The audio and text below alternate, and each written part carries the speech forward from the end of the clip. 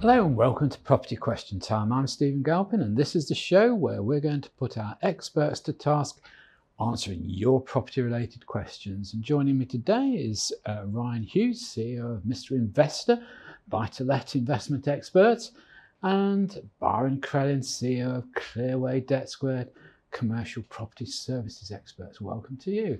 Hi, Stephen. Long time since we've seen you, Byron. I know, yeah, it's been a month or two, hasn't it? It has indeed. Good to have you back. Thank you. Right, Ryan, you're going to go first. I'm about to refurbish 2 apartments I've purchased and want to carry the work through to a high standard. However, I'm being quoted what I feel are ridiculously high prices, and I'm wondering if I should undertake the project myself. I'm told the quotes are high due to labour and material costs, aggravated by Brexit, COVID, inflation, interest rates, and the war in Ukraine. So not much going on there. My question relates to regulations. Are there any mandatory qualifications or standards that I must meet to undertake these works myself? I think it depends on the work that they're looking to undertake. Obviously, anything gas, electric or water, there is qualifications needed there and the right people to sign it off. Depends whether it's refurbishment, decoration, kitchen, but anything that needs signing off, I would highly recommend that you get the right people in rather than get it to a certain point and then bring them in, because you can guarantee what they're quoting you now will be even higher when they come to look at your job to sign it off. Okay. And how far would you go for that? I mean, would you try and sort of recommend to somebody that they take in a lot of different trades and try and put them all together, or would you hire one sort of project manager, as it were, to handle them all? I mean, I've always felt, I think my theory is a lot of these tradesmen ought to be buried behind walls at birth, but I mean, they do take some controlling, don't they? They do take some controlling, and we've always found 2 or 3 quotes is more than adequate, and there should be 2 that are very, very similar. If there's 3 completely different quotes, then there's something not aligning. It depends how much time that individual has. I would always recommend, if someone's still working or doesn't have much time, definitely get a project manager in. If you get the right people in, even some of the tradespeople, they will be able to navigate, depending on whether it's first fix, second fix, they'll be able to see it through and should be able to indicate a timeline for you. Okay. And in terms of the cost of a project manager, I can remember years ago, you used to sort of, just rough rule of thumb, you'd sort of say it's probably 10% of spend. Is that still about right? 10 to 15%, depending on how big the project is, how long the project. Obviously, the longer the project, the more you can negotiate with that fee. Yeah. I'm just, I mean, you're very firmly in the buy-to-let business, and obviously you deal with funding on that. I'm just wondering, would the banks be happier if you'd got a good project manager on the job, do you think? Would it make funding easier?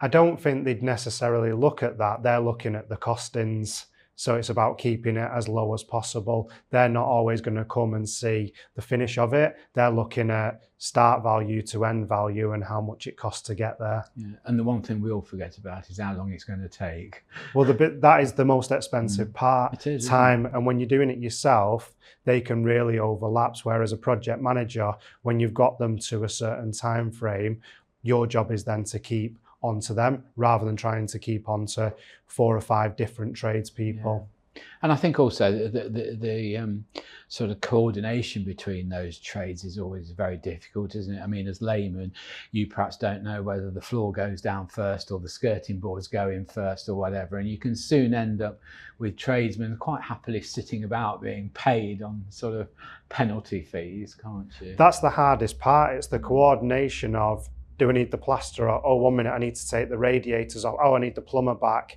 Whereas a project manager, they will have an idea of what order it goes in. And one thing you don't want is tradespeople there and the supplies aren't there, or the supplies are there and the tradespeople aren't there, because it's a different trade that you need in that time.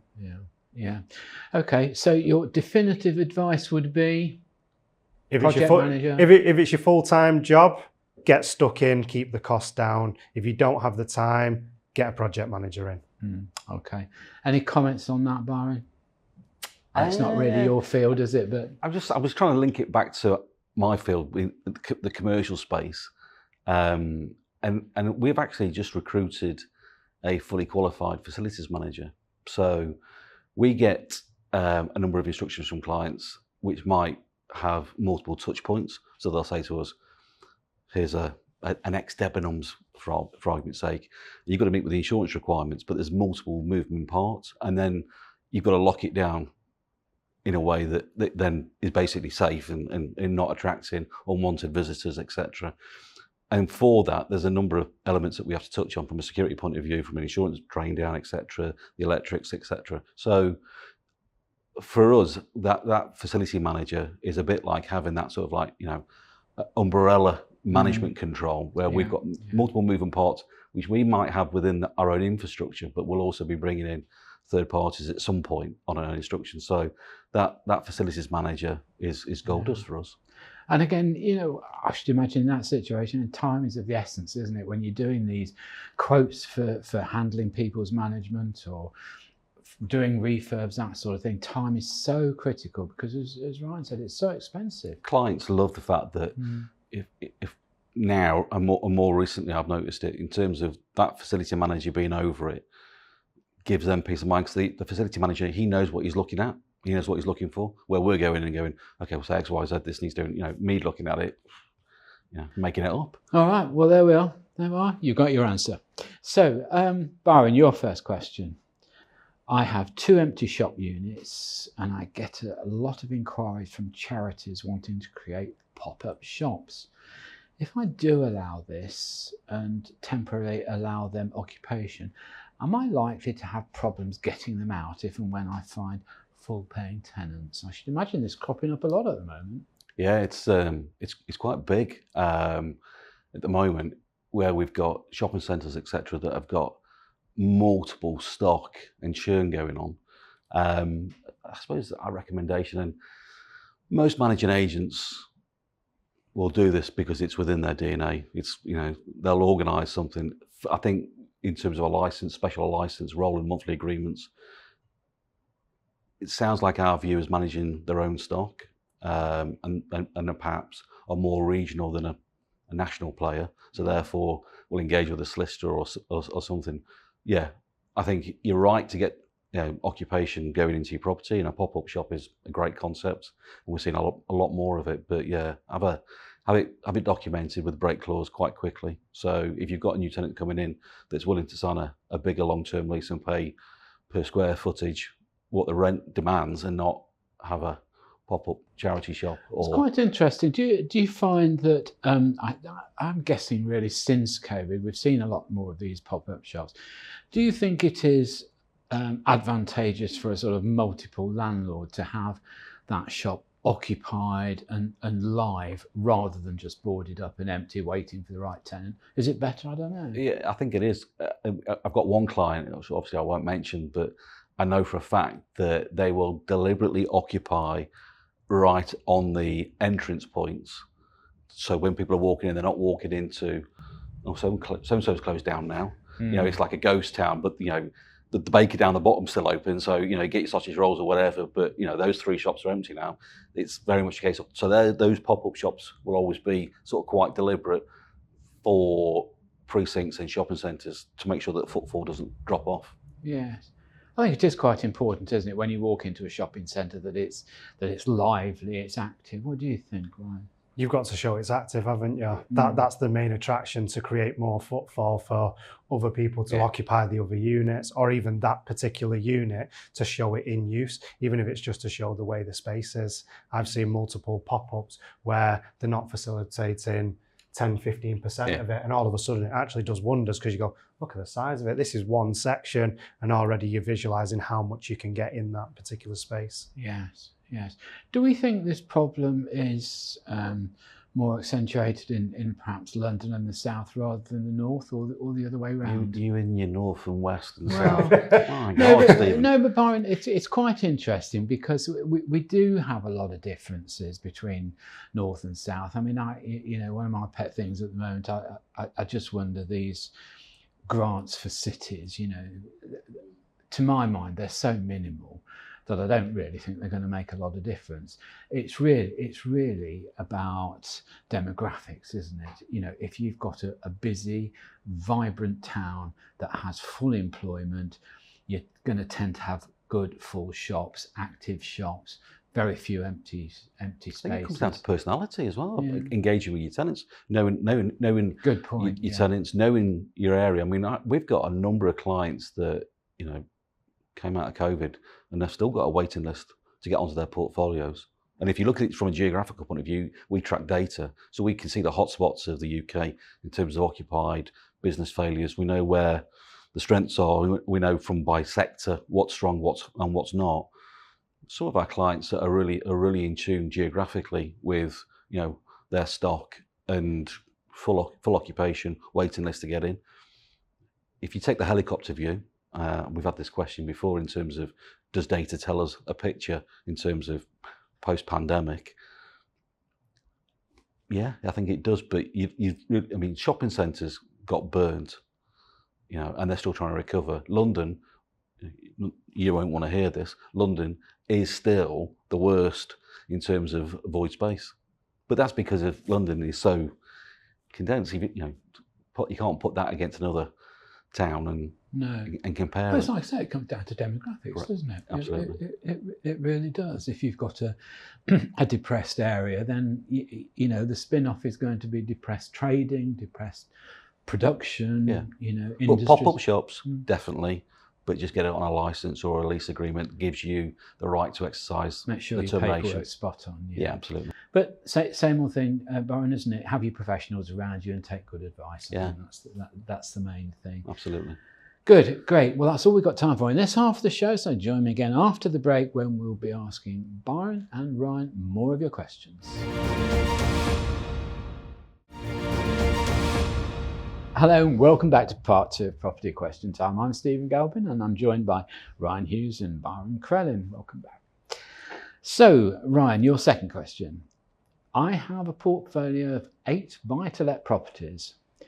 I seek the panel's advice on whether an all-round insurance policy or the recruitment of my own professionals would be more effective, both in terms of performance and cost for maintenance of the properties. In addition, would the fact that I had undertaken the works affect the mortgageability of the properties? In other words, if he did his own maintenance, I suppose. What do you think? I think if someone's similar to the other questions, if you're doing your own works, it depends what works they are. If it's painting and decorating, some people aren't going to come out and assess that in terms of value, but in terms of you keeping your properties in a good tidy order, slightly different because you know the standards are up there for minimal cost. When people are, especially 8 properties, I believe there's a lot of paperwork and due diligence done for that number of properties, whereas a management company, depends how that property is held, whether it's in a limited company or as the individual, because the insurances can be completely different. Some of the day-to-day standard insurers like Direct Line are very easy landlord cover. Most letting agents will have a recommended insurer. I think if it's in a limited company, you're probably looking at a more private insurer. If it's in a personal name, then you're looking at more of the high street insurers. It depends how they've currently got it set up. I don't think it will affect, depending on the works that they're doing, what level of works that they're doing to the properties and what qualifications they've got, if they are doing certain gas safeties or electrical sign-off safeties. I'm guessing the question is coming from 2 angles, really. One is, I suppose the real question behind this is, are these insurance company policies any good? Does it work? Does it save you getting the calls at night or what? I don't know whether they, you mentioned direct line, I don't know whether they do have a direct line in for tenants to be able to get work done or whatever else. So that's one question. And I suppose the other question is that, does it really work for the tenant? You know, I know it's to protect you in a way, but does it work for the tenant? Do they feel sure and comfortable that they are getting the service that they need, you know, when a pipe breaks or something catastrophic happens, and it does. Yeah, I think a lot of people, anyone that has a tenanted property should have a good tenant handbook when they move into the property for the basics, stop tap, if there's no heating, if there's no water, who to call as your first port of call. And then it may be either a lettings and management company, or it may be an insurer if you have that insurance in place. People like Direct Line, you're not going to be able to ring them and say, oh, I've got this. But a letting agent would be able to have. It's very important that you check if they have a call out service. If you're using a letting agent, you want someone that's got 24-hour call out, which is one of the main reasons you pay them a fee, because they take all that from you. If you have a third party insurer, chances are they won't speak directly to the tenant, so you'll still be involved. So you'll have to make the call to book them out. I suppose, again, one of the questions in my mind is rents are going up all over the country. I mean, we see this in the papers every day as a bit of a problem.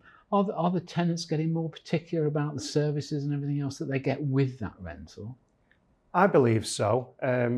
Certain areas, it's a case of they'll just take what they can in terms of location, but some of the large high rises and maybe some more of the suburban areas, people are expecting a little bit more or a better standard, which is where we're seeing some of the more leafier areas, especially in the north, some of the more leafier areas, their expectation is higher.